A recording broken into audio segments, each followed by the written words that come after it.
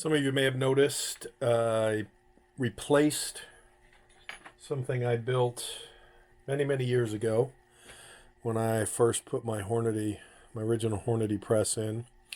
And these were my key Allen wrenches, and I had this, and you'll see this in other videos, setting in here. I have two holes in the bench, and these were just pressure fit to slide into that hole and hold my my wrenches. And after dealing with the Dillon, especially the powder drop, and unscrewing that a number of times to finally find the fix, this was just too short. I was getting in, hitting everything, and I looked around online. I was going to do double alpha, and then I decided I'm just going to go ahead and get the Dillon version of the holder. I mounted it, the bottom piece, I won't call it backwards. I mounted it my way because I have concerns about how the vise mount lock operates, and I wanted to give myself plenty of room. But I did end up picking up the wrenches from Dillon, and in fact this is my favorite wrench, and that is for the powder drop that drives me crazy. So you may notice mine looks a little bit different.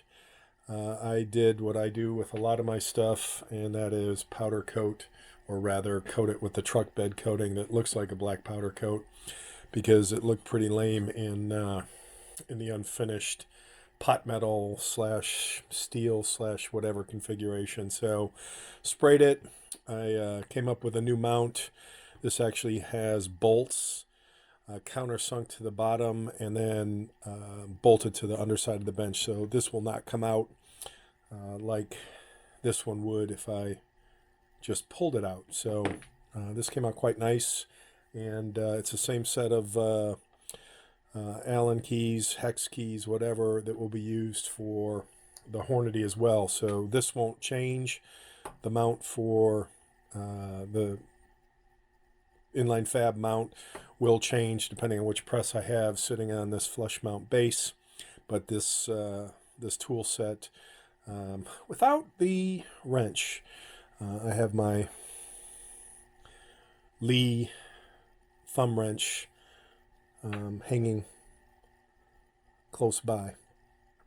So there's no Dillon wrench as part of this setup, and as Murphy's Law would have it, the wrench that I do use, or the wrenches that I do have and use, are too big to actually fit in there, so that slot is going to go unused. And the labels, the sticker label that came with this, is either backwards, or they expect you to mount the stand, the other side around, the flip side around, so that you can see the labels correctly. But I don't think I'm going to worry about needing labels to see what hex key or Allen key that I need to pull out and work with. But I will keep this, but it will get retired. So version 1, version 2, a little more polished.